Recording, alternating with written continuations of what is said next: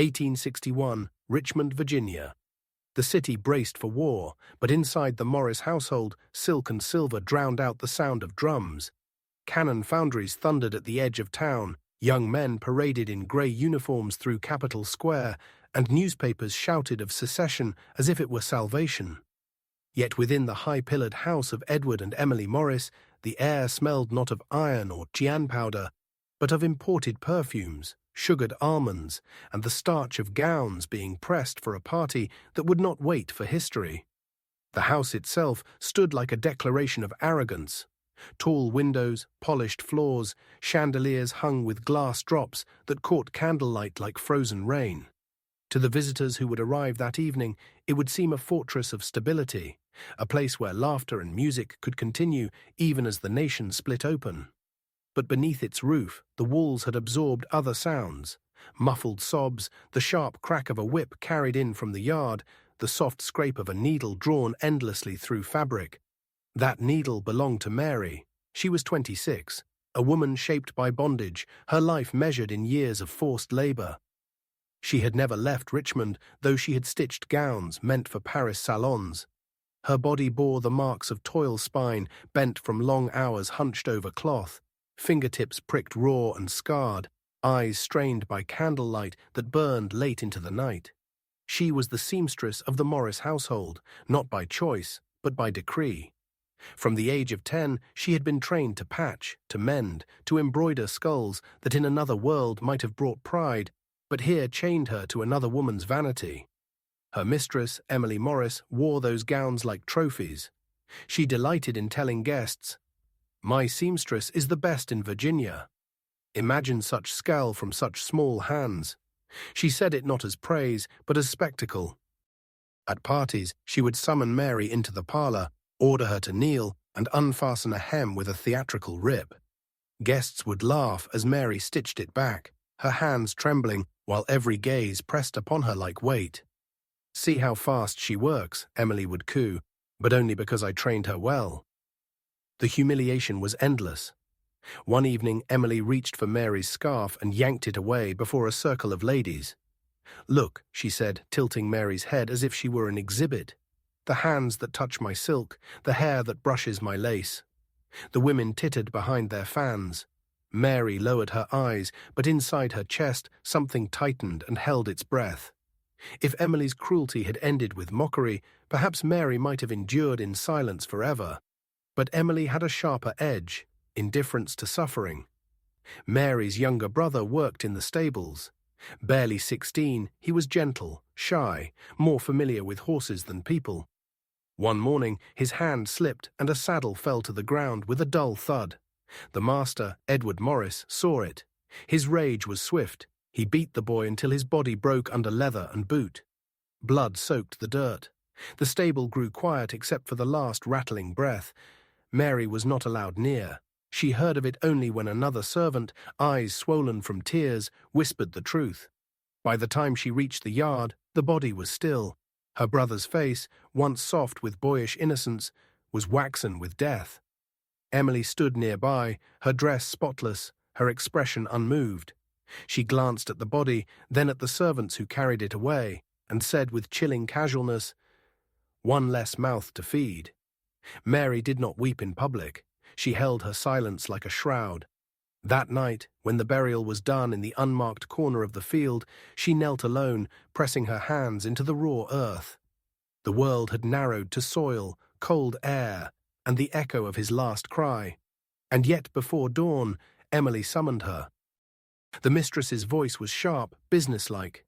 "There will be guests tomorrow. I require a new gown." "You will finish it tonight." Mary's lips parted, but no words came. Her body ached with grief, but she was handed fabric, thread, and a needle. Emily leaned close, her breath warm with wine.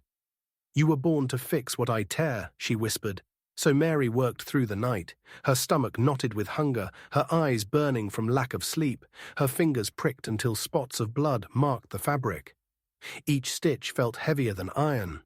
She thought of her brother's empty hands, the saddle on the dirt, the silence after the blows.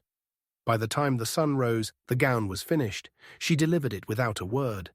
Emily twirled in front of the mirror, delighted with the fall of the silk, oblivious to the blood hidden in its hem. Mary stood behind her, face blank, but in her pocket, her hand clenched around the needle so tightly it pierced her palm. The pain steadied her. The drop of blood it drew was small, but it felt like a vow. That evening, as carriages began to roll up the drive, the house glittered with anticipation. Candles blazed, silverware shone, violins tuned in the parlor.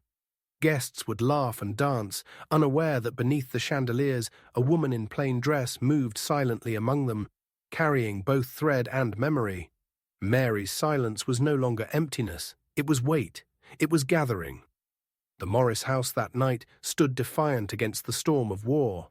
While Richmond's streets echoed with the march of new recruits and the distant clatter of wagons hauling munitions, Emily Morris's parlour blazed with lamps and laughter. She would not let war or grief or anything beyond her own reflection dull the shine of her gathering. Guests arrived in silks and uniforms, their voices rising in self-assured chorus. "To the Confederacy," some toasted. "To Virginia's honor," echoed others. The chandeliers caught their pride and multiplied it in glassy brilliance. In corners, men boasted of quick victories to come, while women spoke of Paris fashions that would still reach them despite the Union blockade. They spoke of war as if it were a play staged for their amusement. None spoke of graves. Mary moved among them like a shadow. She carried trays, fetched shawls, adjusted gowns when seams slipped. To the guests, she was invisible, just another servant, a pair of hands without a voice. But to herself, each movement carried the weight of memory. Her brother's face, pale beneath the earth, haunted her with every step. She had not slept since his burial. Emily had denied her rest, forcing her to work by lamplight until dawn. The new gown shimmered on the mistress's body now, pale silk that clung to her figure, embroidered with thread Mary's own blood had stained. Emily twirled through the room, laughing, showing off the dress to her guests. "All hand-stitched," she announced, lifting the hem so they could see the neatness of the seams. "Made overnight, as if the girl were born for nothing else." Eyes turned toward Mary, standing silently behind her, needle and thread still tucked in her apron. Someone chuckled. Another lifted a glass. Emily smiled like a queen, her cruelty hidden beneath charm. Mary lowered her gaze, but inside her hand closed tight around the needle. Its point bit into her palm, the sting a quiet companion. With each pulse of pain, she felt something inside her sharpening. The hours dragged, the music swelled. Violins, flutes, the rhythmic tapping of boots against polished floors. Laughter broke into shrill bursts, followed by whispers of politics, gossip, rumor. Plates clattered, glasses refilled, the smell of roasted meats and sugared desserts filled the air, cloying, heavy. It mixed with perfume, sweat, and the faint musk of horses outside. To Mary, it all smelled like rot disguised with spice. Emily never missed a chance to use her as spectacle. When her sleeve caught on a chair, she snapped her fingers. Mary was summoned at once, ordered to kneel and mend the tear before eyes that glittered with amusement. Mary's fingers worked mechanically, steady despite the tremor in her chest. The guests watched as if it were theater. "Imagine," Emily purred, "to be born only to fix what others ruin."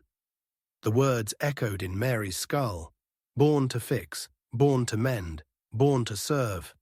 She thought of her brother again, the boy who had laughed softly when he brushed horses, who hummed old tunes in the stable when no one listened. His life ended not with illness, not with accident, but with rage and contempt. His only crime, clumsiness. His only legacy, silence. And now Emily, draped in silk, mocked the hands that had buried him. As midnight neared, the party shifted. Guests drifted into smaller rooms, seeking brandy, cards, whispered confidences. The grand energy dimmed into a haze of fatigue and indulgence. Musicians played softer, their notes trailing like smoke. Servants moved quickly to clear tables, stoke fires, fetch more bottles from the cellar. Emily excused herself, leaving the company with a languid smile. She climbed the stairs to her boudoir, silk trailing behind her, jewels winking in the lamplight. Her voice floated down. "Mary, attend me." The seamstress obeyed. Her legs were heavy, but she followed, carrying thread and needle as if the tools themselves compelled her steps. The boudoir was bright, scented with rosewater and wax. Mirrors lined the walls, reflecting Emily's image again and again. She stood before one, admiring the gown, adjusting her hair, smiling at her own reflection. The party was a triumph, she declared. Did you see the governor's wife? Green with envy. She laughed, a sharp sound that made the air tremble. Mary stood in silence, waiting, needle clenched in her fist. Emily turned, her eyes sweeping over her like a careless brushstroke. Fix this seam, she commanded, tugging at her sleeve. She extended her arm as though offering charity. You were born for this. The words struck like a lash. Born for this, born to serve, born to bleed her fingers raw while others danced, born to watch her brother die for dropping a saddle. Mary stepped forward, the needle between her fingers gleaming in the lamplight. Her hand trembled, not with fear, but with the unbearable weight of decision. In that moment, silence roared louder than any drum. The world outside the war, the songs, the laughter faded. There was only the mistress in silk, smug in her beauty, and the seamstress, her palm bleeding against the steel of her needle. Mary's silence had reached its end. The mirror gave Emily back 100 versions of herself, every angle flattering, every flaw softened by lamplight and self-regard. She lifted her chin, ran a finger along the line of pearls at her throat, and smiled at her own reflection. Hurry, she said, without looking at Mary. The seam must be perfect. Mary stepped close. The room smelled of rosewater and warmed wax, a sweetness that turned the stomach. Outside, the muffled scrape of chairs and the lazy murmur of late guests drifted up the stairs, distant as a dream. Inside, the only sound was the small metallic breath of the needle between Mary's fingers. Perfect, Emily repeated, and the word slid over Mary like a blade. Mary's palm was damp. The needle point had already found the skin there earlier, drawing a pinprick of blood that now dried in a thin crescent. She lifted the sleeve. Silk whispered like grass in wind. The seam was straight. It did not need fixing. But Emily liked rituals of obedience. She liked the kneeling, the bowed head, the audience, even if tonight the audience was only the mirrors. Born to fix, Emily said, almost tenderly, as one might praise a well-trained animal. Something in Mary that had held for years finally unclasped. She did not speak. Words were a currency the house had long denied her. She set her thumb to the fabric as if to guide a stitch, and with the other hand she raised the needle, its sliver of light a thin, decisive moon. The distance between skin and steel was no larger than a sigh. She moved. Emily flinched, not from pain at first, but surprise, the shock that the world might turn, that a hand taught to mend could refuse. Her eyes widened, mouth parted, a small animal sound escaped her throat. Mary! The mirrors multiplied the moment, the mistress recoiling, the seamstress advancing, the thin silver kiss of the needle, arcing once, twice again. There was struggle cloth tearing, a chair skittering across polished floor, breath striking against breath. Mary's movements were not wild, they were precise. Years of disciplined hands became a language of refusal. Anything in reach, a hairpin, a paperweight. The heavy comb on the vanity became weight, became purpose, became the end of a sentence too long deferred. The room's music changed. The clock on the mantel ticked louder than it ever had. The rosewater turned metallic on the tongue. A pearl strand snapped and spilled like pale seeds across the rug, rolling into corners, hiding under the bed, as if shamed by the neck it once adorned. When the struggle quieted, Mary stood over what the mirrors no longer recognized. She was breathing hard, but not raggedly. A coolness settled through her bones, the kind that follows a fever. On the vanity lay the tools of her life. Thimble, thread, the little tin of needles, rows of bright, obedient soldiers. For years she had used them to make beautiful the very cage that held her. Tonight they would perform a different service. She sat on the edge of the ottoman and threaded the longest needle with a strand of black silk. Her fingers, so often forced to tremble in public while guests laughed, were steady now. She leaned forward and began. Not quickly, not cruelly for cruelty's sake. with a terrible, deliberate tenderness, as if finishing a garment that had to hold under the weight of a winter.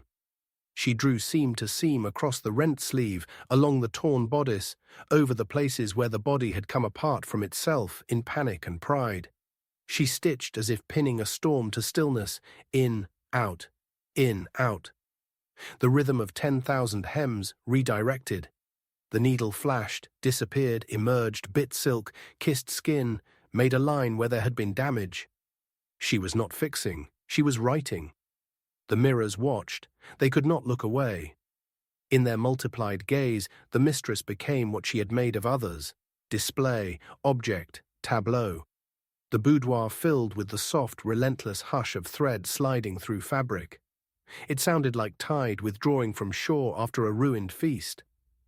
Mary changed spools. She used pale thread where the dress demanded it, darker where the shadow fell.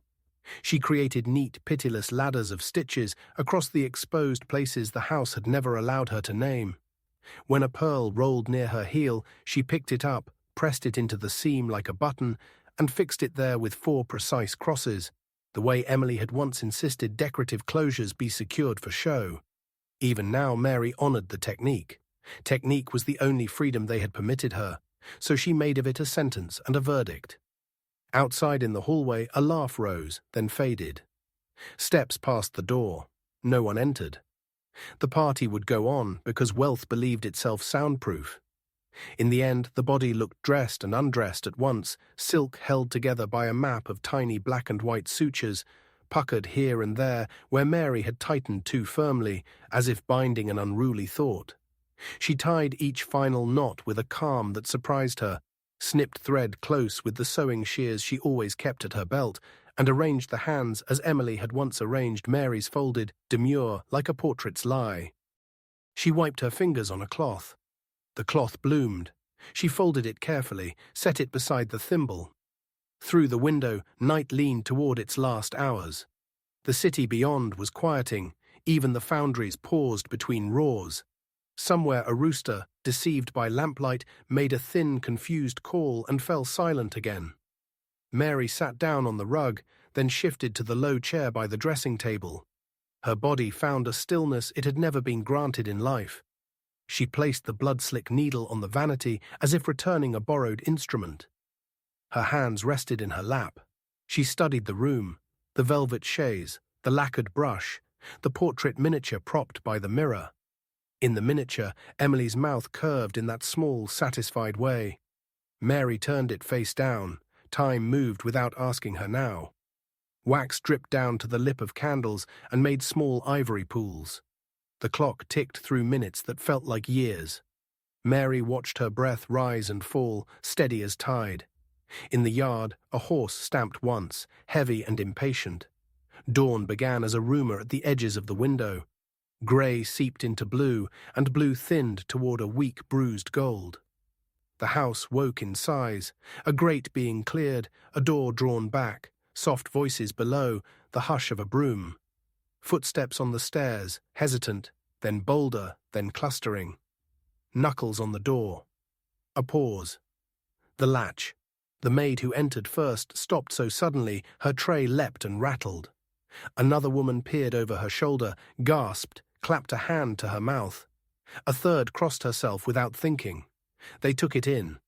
The mistress arranged like a mannequin from a cruel window, pearls misplaced, thread everywhere like spiderwork.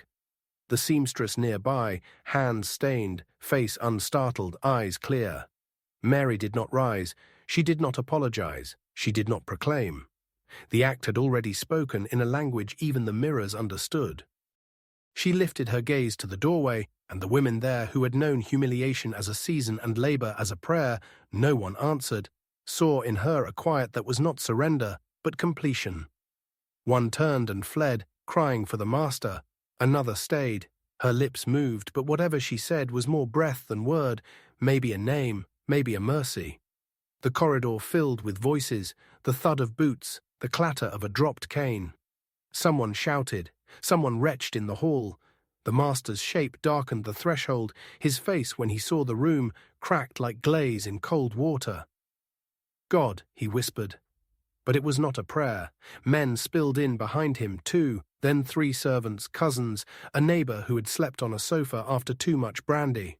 Orders launched into the air, directionless missiles: fetch the doctor, fetch the sheriff, shut the doors, open the windows, cover her, don't touch anything. No one moved first, toward Mary. She sat too still, like a struck bell that refused to ring. At last a hand reached for her shoulder, cautious as if approaching a hearth. She did not flinch. When they lifted her up, she rose without resistance, every motion tender to her own body, as if it too had been stitched that night. They looked into her face for madness, and found only a long-delayed truth. They bound her wrists. The cord burned, but after a lifetime of smaller burns, this felt almost ceremonial. As they led her to the hallway, she glanced once back into the room. Not at the body, not at the mirrors, but at the needle on the vanity. It lay where she had placed it, gleaming softly in the new light, an ordinary thing transformed. Downstairs, the party's wreckage lingered. A glass overturned and dried to sugar at its lip, cards abandoned in a losing hand, cigar ends like little blackened bones. Someone had drawn the curtains, but the day pushed through anyway. The house could not keep it out. In the doorway, as they took her past the threshold, Mary tasted the morning coal smoke, damp earth, the faint iron of the river. Somewhere a drumbeat started up again in the city, rehearsing for a war that believed itself the true storm. She knew better. The storm had already come and passed through one room, leaving new weather for all who had to live after it. She did not look back. She did not look down. She simply walked, blood on her cuffs, dried to a stiff lace, into the corridor of consequences she had measured stitch by stitch. They took Mary first to the cellar because the master could not bear the sight of her in the light. A rope bound her wrists, another circled her waist, as if the house feared she might drift upward and escape through the rafters like smoke. In the gloom, the brick walls sweated. A single window, barred, admitted a square of morning already warming to noon. Footsteps thudded above as the house hurried to manufacture innocence. Rugs turned, water fetched, voices hushed, mirrors covered in shawls. They could dress the room, but not the day. The doctor arrived and left with his mouth tight as a purse. The magistrate came next, 2 deputies in tow, and the story began to harden into words the papers would eat. Frenzy, unprovoked, horror. No one wrote down the way Emily had ripped scarves from a bowed head or made a spectacle of trembling hands. No one printed the sentence spoken in the stable yard. One less mouth to feed, the record would be scrubbed, then sanctified. The city liked its tragedies neat. They moved Mary at dusk. Outside, Richmond bristled with uniforms, drums, posters slapped to walls promising glory by summer's end. A boy in grey paused as she passed, eyes wide, unsure whether to salute or cross himself. Her dress bore the old stains at the cuff, now dark and stiff, and the rope bit deeper with each jolt of the wagon. Smoke curled above the foundries, the James rolled by like muscle under skin. The jail rose out of the street like a reprimand brick stacked upon brick, the colour of dried blood. In the women's ward, iron was the language. The door spoke in it, the cot, the bucket in the corner. A matron with a rosary counted beads like debts and told Mary the priest would come. For your soul, she added, and Mary wondered which part of her they meant. The hands, the needle-shaped vein that ran from palm to heart, the quiet that had filled her lungs since childhood, like a second air. Night stitched itself around her. From the men's ward came the hoarse hymn of soldiers awaiting transport, a chorus shaped by fear into something like faith. Rats rehearsed their old routes along the walls. Mary slept in shallow seams, waking to the weight of rope, the sour breath of the bucket, the memory of the boudoir with its pearl-strewn rug and its many-eyed mirrors forced for the first time to see. Morning brought ink.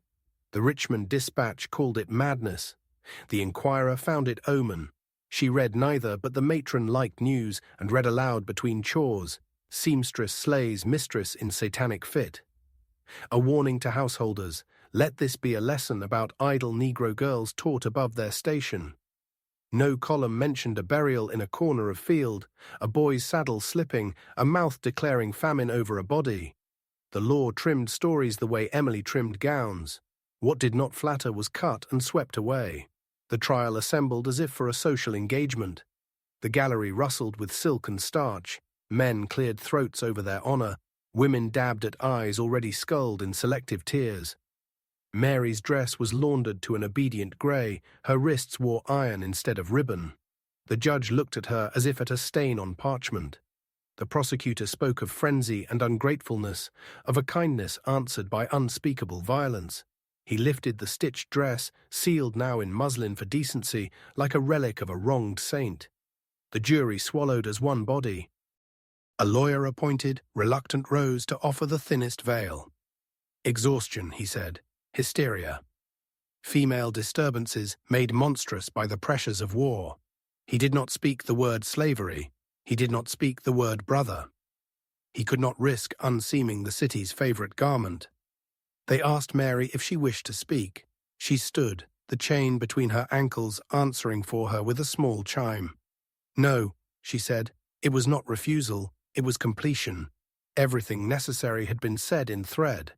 The verdict was a foregone courtesy. Guilty of murder without mercy. Sentence, death by hanging in 2 weeks' time, at sunrise, behind the courthouse wall. The judge recommended prayer and reflection. The gallery exhaled relief, the way a room clears after a toast. Outside, cannon practice thumped the horizon, rehearsing how to name death something noble. They brought her back to iron and brick. The priest came as promised, a soft man with tired eyes who spoke of forgiveness, of wounds bound by grace. He asked if she repented. Mary asked if he had a needle. He blinked, startled, as if she had asked for a weapon. A small one, she said, and thread. He did not bring them. He brought psalms. Days unfolded like narrow cloth. On the second, a washerwoman from the jail kitchen slipped in and looked at Mary the way a midwife looks at a first cry. They say you were smiling, the woman whispered. Were you? Mary thought. No, she said, just finished. The woman nodded, a small bow not to crime but to completion, and left a heel of bread wrapped in a clean rag-white muslin, coarse but honest. Mary touched it with her fingertips as if reading a letter. Word travelled faster than paper along the routes that ran beneath the city like roots. In kitchens, hands paused over dough to listen. In laundries, steam carried the story up to rafters, where swallows kept their own counsels. They told it not as madness, but as measure. A seamstress who stopped stitching the sorrows of others into ball gowns and stitched her own grief where it could not be ignored. Some added details faith made necessary, that she hummed while she worked, that the pearls leapt into her palm, that the mirrors clouded with shame. None of it needed proving. Suffering had already sworn. On the 7th night, rain came hard. The jail roof drummed, the gutters sang. Water found old cracks in the wall and traced them like veins. Mary watched it travel, gathering, dividing, choosing. By dawn, a damp line had sewn itself from her cot to the door, an accidental hem the weather had decided to make. She pressed her palm to it and felt the cold, and the cold felt like a clean sentence, spoken without spite. The day before the end, the matron permitted a bath. For decency, she said, and poured water from a kettle into a tin tub. Steam rose, thin and finite. Mary stepped in, the heat stinging first, then settling. The matron scrubbed her back with a rag that smelled faintly of lye and lavender. When she was done, she set a plain dress on the cot. Coarse cotton, unbleached. No ribbons. No lace. Mary's hands paused over the seams crooked, hurried, the kind done in charity by someone who does not live in cloth. She smoothed them with her thumb, feeling the wobble of the stitch like a heartbeat. Morning arrived without ceremony. The sky was a sheet turned wrong side out, all grey and seam. They bound her wrists, then her elbows. They tied her ankles loosely, a kindness that required no effort. The walkway to the yard was narrow, smelling of wet rope and old ash. A small crowd had gathered beyond the wall on tiptoe, on barrels. Any height to see judgment, because the city could not fight a war without a little spectacle at home. The sheriff asked for last words. Mary lifted her eyes to the line where wall met sky. The foundry smoke was not yet awake. A sparrow landed briefly on the rope, tried it, and flew on. No, she said again, and the word did not empty her. It crowned her quiet. They placed the hood. The world shrank to linen and breath. She thought of the needle on the boudoir table, left like a sliver of moon. She thought of her brother's hands on a horse's neck, how the animal had leaned into the touch, as if recognizing a better world. She thought of thread drawn firm, how a good seam held even when the wearer danced too hard. The drop was short. The body obeyed the law of weight. The law wrote it down. The crowd scattered along the edges of day, hungry or chastened or bored. The rope swung once, twice, then decided on stillness. By afternoon, the papers had set the moral. By evening, the parlor set had adopted it. But in the quarters behind kitchens and beneath stairs, another version hardened. Mary, who stitched her pain where the house could not ignore it. Children learned to say seamstress with reverence. Women tied headscarves not as surrender, but as sign. Men spoke her name softly before sleep, as if asking walls to remember. Months later, when war's appetite devoured every bright promise and Richmond learned the taste of ash, rumors claimed women in forgotten rooms sewed small black crosses into the hems of their own skirts, tiny, invisible, a private litany of griefs and vows. They called them Mary stitches. They held like truth. They buried her without a marker, as the law prefers its lessons unadorned. The rope burn faded, the papers yellowed. The boudoir was scrubbed and sealed. Time, they said, would close the seam. But time has poor fingers. It leaves threads showing. Richmond learned hunger. The city, once perfumed with sugar and silk, began to smell of smoke and boiled bone. Barracks filled, church bells tolled for boys who had rehearsed glory and met mud. In those thin winters, the story of the seamstress walked without shoes, stepping from mouth to mouth, kitchen to kitchen, traveling faster than dispatch and safer than prayer. It wore many names, Mary for some, sister for others, but its shape did not change, a woman who refused to be a tool and became a sentence. In back rooms where starch rose like ghost breath from irons, women pricked their thumbs and touched the stain to thread before hemming a dress. They called it warming the stitch. A tiny cross hid inside the fold, two threads laid over each other, black if they could find it, brown if they could not. The mark faced inward, against the skin, invisible to those who paid for silk. A vow tucked where heat gathered, we bleed, but we bind. Cooks told the story to girls piling kindling, low and even as water moving through reeds. Laundresses told it to boys carrying buckets, so they would learn that hands break, but also build the breaking back into history. An old man with a limp, who once mucked stalls for the Morrises, swore he had seen the mirrors cloud for weeks after, as if glass had learned shame. He said the pearls would not sit right on any new collar. They rolled off like frightened teeth. The masters, those who still had houses to strut in, changed the way they looked at needles. A thimble on a table made them reach for a drink. A snapped thread startled them like thunder. Some forbade sewing after dark. Some demanded white thread only, as if color itself were a weapon. Some sent gowns out to be made elsewhere, then found the hems whispering anyway. When soldiers came to take the Morrises' silver, a private lifted the shrouded mirror and saw his own raw boy face multiplied to infinity. He put the cloth back gently, as if covering a body. "Leave it," he told his captain. "This one's already heavy." Years later, after surrender, after smoke unstitched itself from the sky, a woman opened a small room on a thin street near the river and called it a school.